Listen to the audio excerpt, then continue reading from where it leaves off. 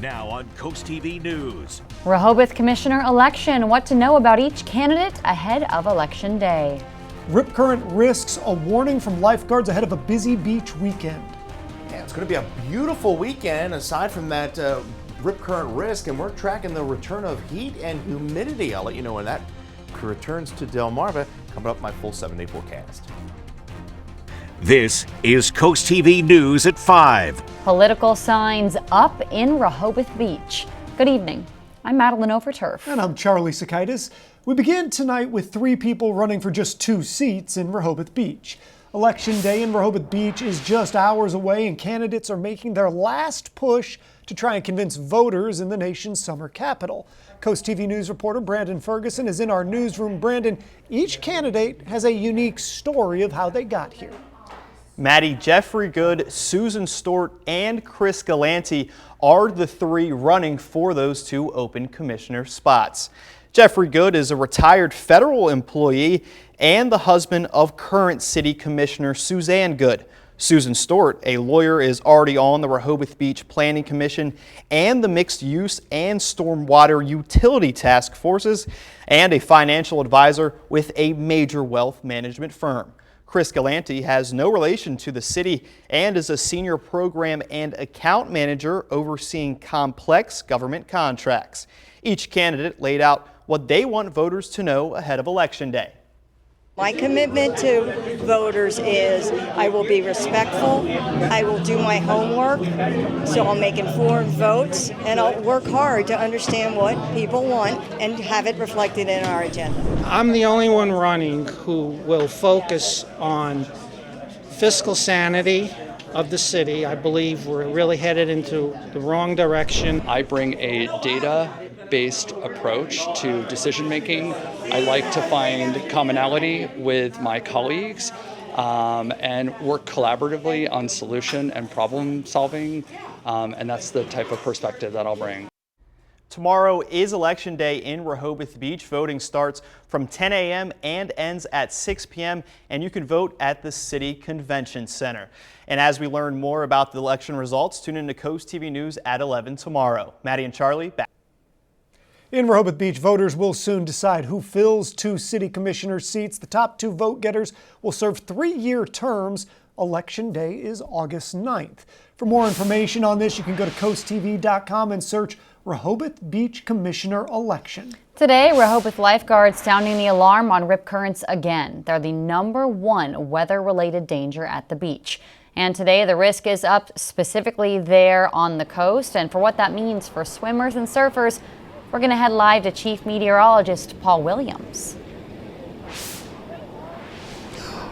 Right now, as we take a look outside, we can see that we have the waves that are coming in very aggressively right now, and just a few moments ago we actually had the lifeguards that called everybody in from actually swimming at this present time. Now, the National Weather Service has a 3-tier warning system. They are low, where waves are not necessarily likely to occur, moderate where it's a possibility, and where we are right now, which is a high chance. And that's where we are right now. Take a look at these graphics as they begin to let you know where we are right now. First and foremost, we have this high level of concern that starts as far north as Lewis Beach, and it reaches all the way down towards Fenwick Island.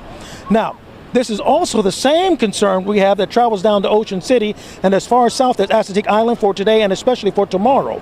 Take a look at this video. Early next week brings increasing heat and humidity, with highs rising to the upper 80s and potential thunderstorms by Thursday. Such warmth, combined with increasing afternoon winds and possible storm activity, can elevate wave energy and increase the risk of rip currents, especially in surf zones.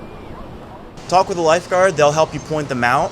Lifeguards will also whistle you out of rip currents, so I would recommend knowing where they are, training yourself how to identify them, and then knowing where to go and always swimming in front of the lifeguard. With this increasing danger, please keep these things in mind. Number 1, don't fight the current. You're not that strong a swimmer. Secondly, swim parallel to shore to escape the current. Third, if you can't escape, float or tread water. Lastly, if you need help, call out and wave for assistance. These waves, as you take a look, this is a live view. They just allowed the kids to go back out again just for a brief one, and only the big kids. These waves are coming in at 4 to 5 feet, and they don't look like they're backing off anytime soon. Stay tuned to Coast TV as we'll keep you abreast as it is continuing impending danger. I'm Coast TV Chief Meteorologist Paul Williams, live from Rehoboth Beach, Coast TV News. State police are investigating a shooting that hurt a woman in Lewis. It happened just after midnight on the 17,000 block of Yvette Lane. Troopers say somebody fired shots at an occupied home, striking a 40-year-old woman inside. She was taken to the hospital with serious injuries. Police say a man and child were also home but weren't hurt. That investigation is still ongoing. Delaware State Police have arrested 4 teens from Millsboro in connection to burglaries last month in Kent and Sussex counties. According to police, the group broke into a smoke shop in Ocean View, stealing cash, merchandise, before taking off in 2 stolen vehicles. Hours later, police say the same suspects tried to break into a pawn shop, but they were not successful. Investigators say one suspect was armed with an AR-style rifle, and both getaway cars had been reported stolen out of Millsboro, and one of those cars was found on a farm severely damaged by fire. Calls for police reform are taking center stage in Dover. Advocacy groups and neighbors gathered at the Dover Public Library this week to share stories and push for stronger accountability. This comes 2 years after state lawmakers passed bills that would require police reports after investigations and also civilian oversight boards in every city. But organizers feel the changes haven't gone far enough. When 205 and 206 were passed 2 years ago, many legislators on the record said this is a first step. This idea of a first step is great if we take a second step and a third step and a fourth step. And so that's what we're looking to do. Event organizers say the goal was to discuss potential options for cleanup bills to strengthen existing police reform laws in Delaware. The D.C. Circuit Court of Appeals has overturned a previous ruling that required the Trump administration to let migrants challenge their removal under the Alien Enemies Act. The court now says the order is no longer necessary, pointing out that more than 200 Venezuelan migrants have since been released from detention. The judges noted that the release changes the basis for the earlier decision. Attorneys say many of the migrants still hope to pursue legal pathways to return to the U.S. In its ruling, the court said migrants who want to move forward will need to update their legal arguments to reflect that release. Construction has been temporarily paused at Florida's so-called alligator Alcatraz. A federal judge ordered the state to stop adding new lighting, infrastructure, pavement, and fencing for 14 days. That ruling comes after the judge heard arguments about whether the new facility violates environmental laws. Florida's governor maintains alligator Alcatraz helps President Trump's immigration enforcement policy. This brings us to our Coast TV poll. We want to know what should guide deportation decisions. Let's take a look at the results so far. 74% say case-by-case basis, 16% say criminal record, 9% say visa terms, and 1% say public impact. And we have a comment actually from Adele in Lewis. She says compassion and avoiding separation of families should be paramount when looking at administrative violations. It's not a crime to overstay a visa. These are our fellow community members, not criminals. If you want to leave a comment or if you want to vote, you can go to coasttv.com or use our Coast TV mobile app. Breaking news, Captain Jim Lovell, the NASA astronaut best known as the commander of the ill-fated Apollo 13, died Thursday in Illinois. He was 97 years old. In December 1968, Lovell commanded the historic Apollo 8 mission, the first manned spacecraft to orbit around the moon.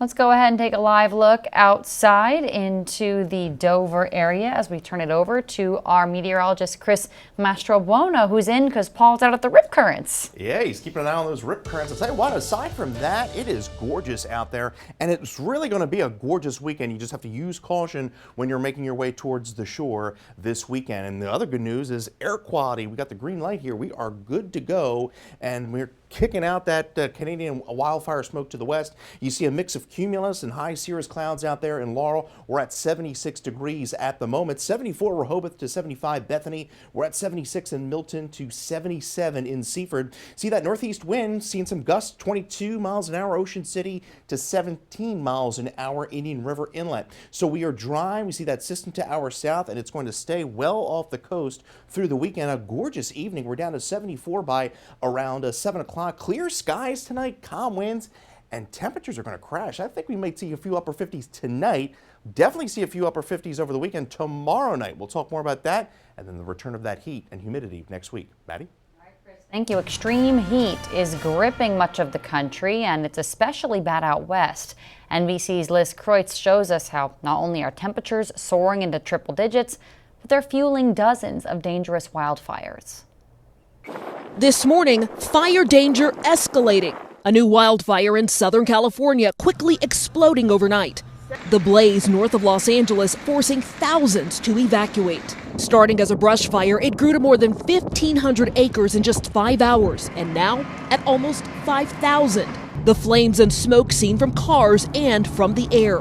Overnight, officials warning of the danger, with 14,000 residents under evacuation warnings. I'll probably stay up most of the night and just come out every hour or so just to see where it's at. Crews racing to stop the blaze. Very dry brush, very dry conditions today. It's about 100 degrees out here. It's one of several dangerous fires in the West, others burning in California and in Colorado. The National Guard joining the effort on 2 different blazes.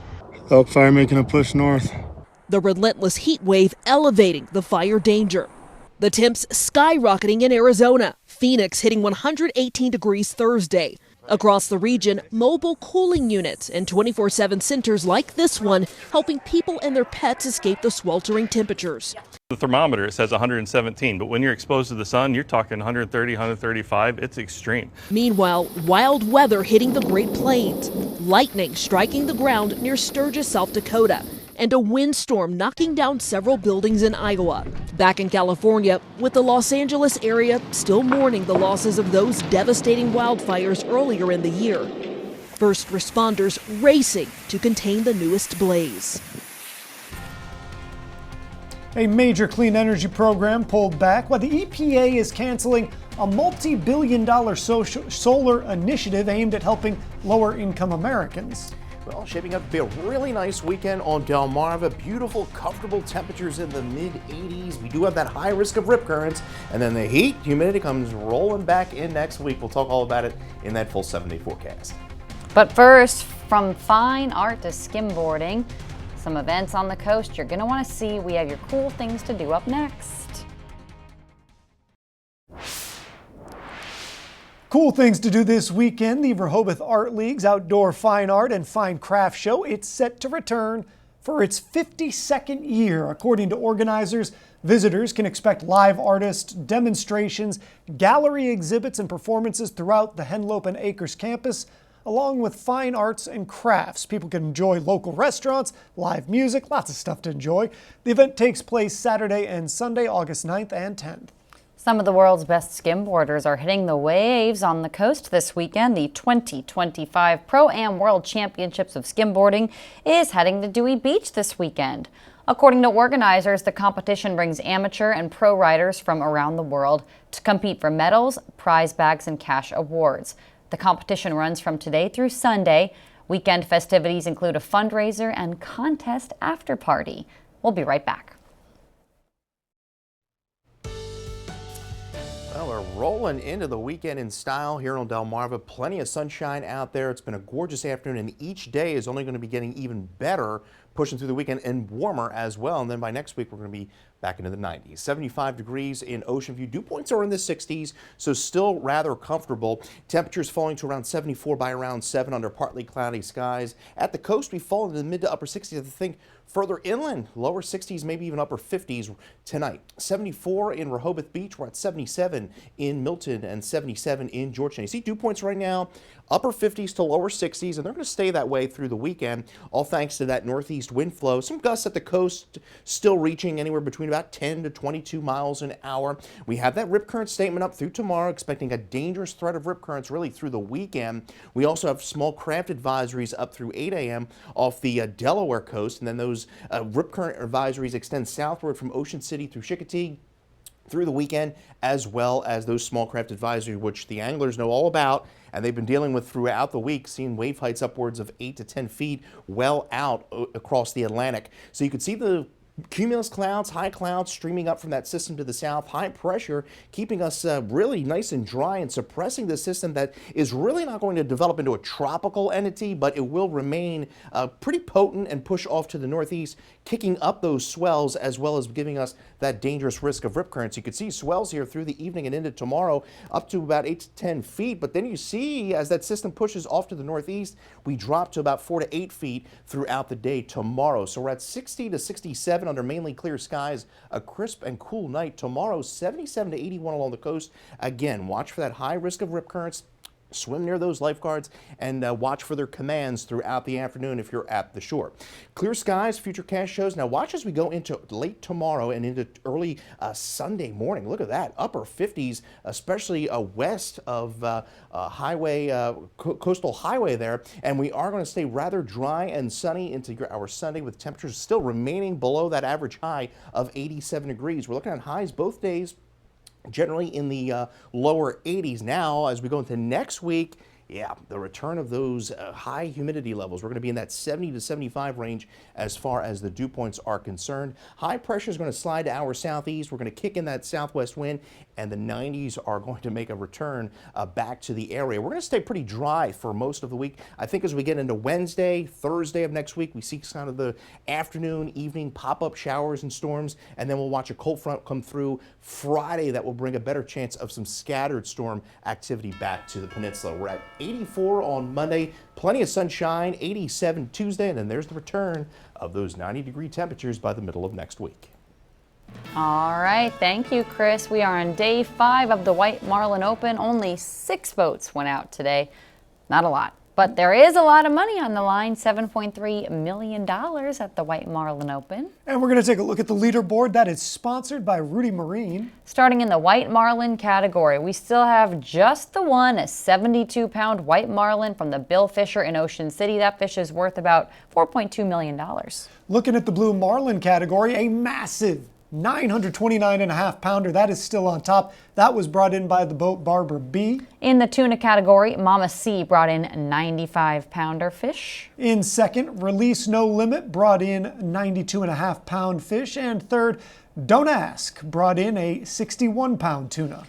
In the dolphin category, we have Barbara B on the leaderboard with a 32.5-pound fish. That's a $51,000 catch. And in second is Rochambeau with a 27-pound catch and Sweet Freedom with a 26.5-pound catch. The tournament does run through Sunday. That is different. Usually it ends today. At this time, no qualifying fish for wahoo or swordfish. White Marlin Open leaderboard coverage is sponsored by RudyMarine.com, where family boating begins. Coming up tonight on the Delmarva Sports Network, your game of the night at 8:30 p.m. Catch USSSA softball. Then it's the final score at 10:30. And on DSN Plus, you can get the game of the night we just mentioned. Coming up, why this tonight sturgeon moon is going to be worth looking at. We'll get your best view. The Trump administration continues to dismantle clean energy programs. The EPA is canceling a $7 billion grant program for solar projects for lower-income Americans. The money was part of the Solar for All effort. And tonight is the sturgeon moon. It marks the time of the year when the sturgeon fish are most readily caught. According to NASA, it hits its peak brightness around 3:55 a.m. on Saturday. But don't worry if you don't want to get up. NASA scientists say the moon will still look full for the next few days. Let's take a live look now outside into Lewis. That just looks so nice. We need to get it out there, Charlie. It looks great. We'll check in on your forecast after this. Well, we're at a moderate level on our Skeeter meter right through the weekend and into early next week.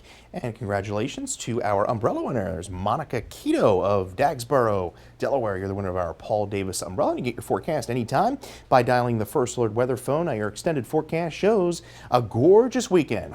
Warm temperatures, lower 80s, then we gradually warm temperatures up to near 90 on Tuesday, and we'll be in the 90s Wednesday, Thursday with afternoon storms. Humidity heating up, so the 90s, if you missed them, they'll be back next week. All right, Chris, thank you, and thanks for joining us here for Coast TV News at 5. For more news, more local weather, download our Coast TV News app. Inside Edition is up next. And we'll see you later tonight for Coast TV News at 6. Have a great evening.